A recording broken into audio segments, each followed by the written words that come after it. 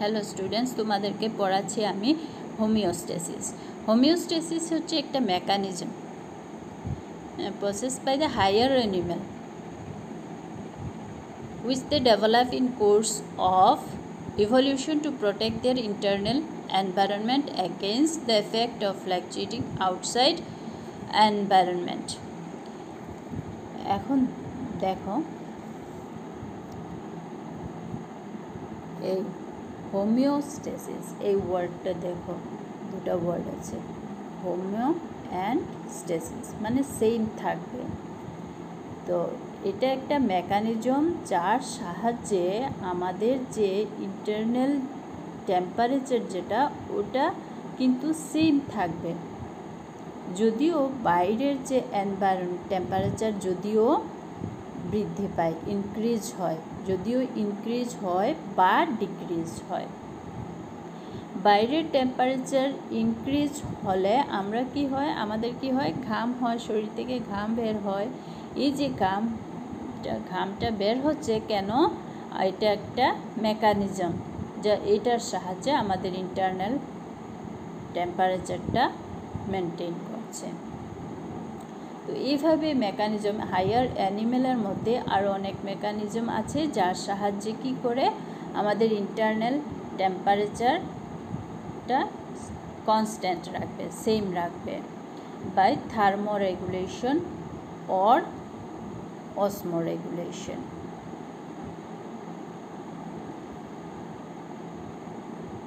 So, how do living organism cope with environment?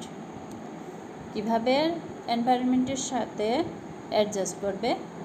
By regulation, conformation, migration and suspension. রেগুলেশনটা হচ্ছে regulation করবে by thermoregulation or osmoregulation.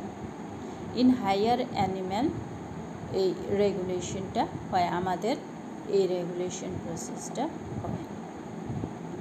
Conformation, যাদের মধ্যে এই রেগুলেশনটা হয় না তাদের মধ্যে এই কনফরমেশন, তো অনেক অ্যানিম্যাল এবং প্ল্যান্ট তাদের মধ্যে কনফরমেশন হয়, মানে বাইরের যে এনভায়রনমেন্টের যে এফেক্ট ওটা যদি চেঞ্জ হয় তাহলে তাদের ভিতরেরও, শরীরের ভিতরেও চেঞ্জ করবে। যেমন ফিশ জলের মধ্যে থাকে, এখন সমুদ্রের যে ফিশ আছে সমুদ্রের জল লবণাক্ত থাকে, তো এই ফিশটা কী করবে, ওই জলের সাথে তাদের শরীরের ভিতরের লবণগুলা কনস্ট্যান্ট সেম রাখবে।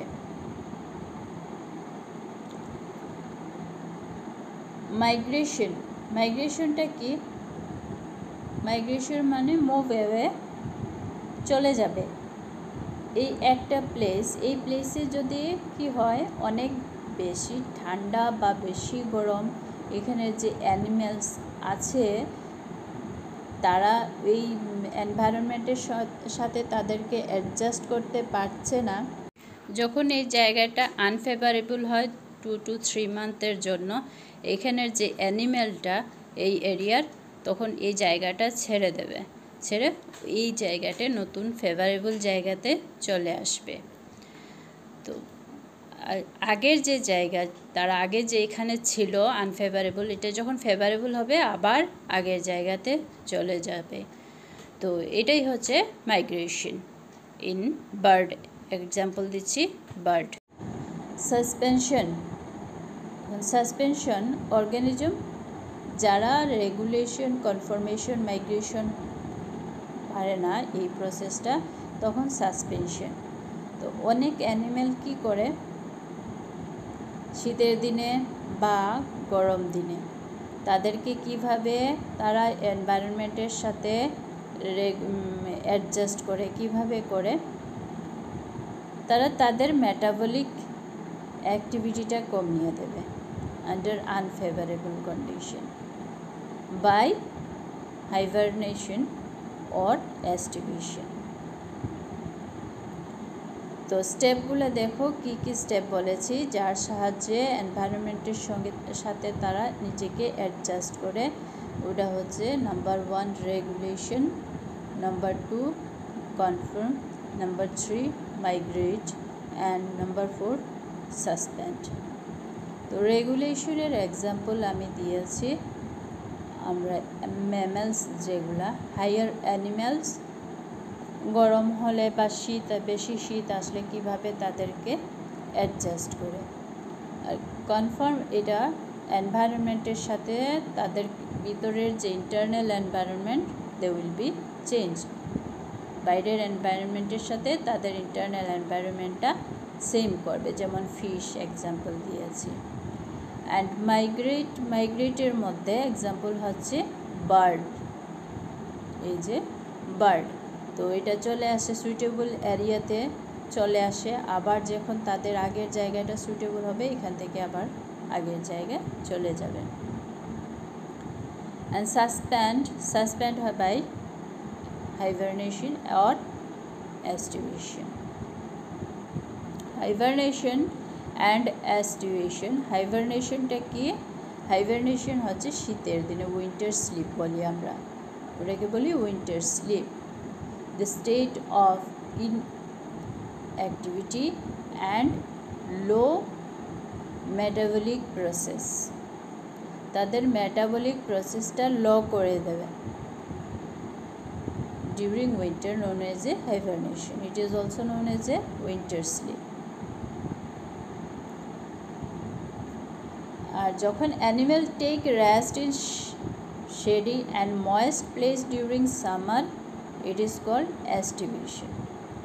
ঠিক আছে, এখন হাইবারনেশন শীতের বেলা, এস্টিভেশন হয় গরমের বেলা। তো হাইবারনেশনে তারা এটাকে বলা হয় উইন্টার স্লিপ, অ্যান্ড এস্টিভেশনটা হবে সামার স্লিপ। এটা হচ্ছে স্নেল ইন হাইবারনেশন কন্ডিশন, শীতের বেলা। আমরা শামুক কীভাবে দেখি, তারা উপরে একটা শেল তৈরি করে ভিতরে ঢুকে পড়ে, যখন শীতের দিনটা শেষ হয়ে যাবে আস্তে আস্তে তারা বের হয়ে আসে।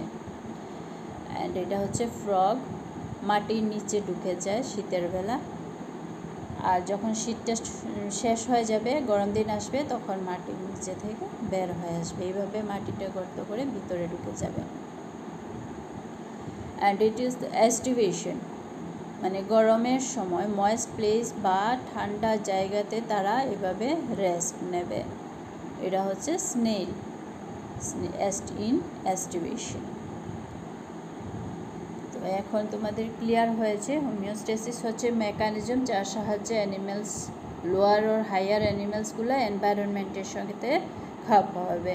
আনফেভারেবল এনভায়রনমেন্ট, আমাদের যখন গরম, খুব বেশি গরম আসে in summer or in winter, তখন আমাদের শরীরের কি চেঞ্জ হয় তোমরা তো জানোই, কীভাবে আমরা সামার এবং উইন্টারের সাথে আমরা অ্যাডজাস্ট করি। অ্যান্ড এই সামার বা উইন্টারের সাথে অ্যাডজাস্ট করে আমরা যেভাবে করি এটা হচ্ছে প্রসেসটা রেগুলেট। নাম্বার 2 হচ্ছে কনফার্ম, যারা রেগুলেট হয় না তাদের কনফার্ম। এটা এক্সাম্পল দিয়েছি ফিশ তোমাদেরকে। অ্যান্ড নাম্বার 3 হচ্ছে মাইগ্রেশন। কনফার্ম যারা হয় না, ফিশ বা অন্যান্য আর অ্যানিমেলস আছে, তখন এটা হচ্ছে মাইগ্রেশন, মানে চলে যাবে আনফেভারেবল প্লেস থেকে ফেভারেবল প্লেসে চলে যায়। অ্যান্ড সাসপেন্ড, তারপর বলেছে সাসপেন্ডের মধ্যে কি বলেছে, সাসপেন্ডের মধ্যে হাইবারনেশন অ্যান্ড এস্টিভেশন। হাইবারনেশনটা হচ্ছে উইন্টার স্লিপ, এস্টিভেশন হচ্ছে সামার স্লিপ। এক্সাম্পল দিয়েছি তোমাদেরকে, দুটোর মধ্যেই দিয়েছি ফ্রগ অ্যান্ড স্নেল। তো ঠিক আছে, এই হচ্ছে তোমাদের হোমিওস্টেসিস।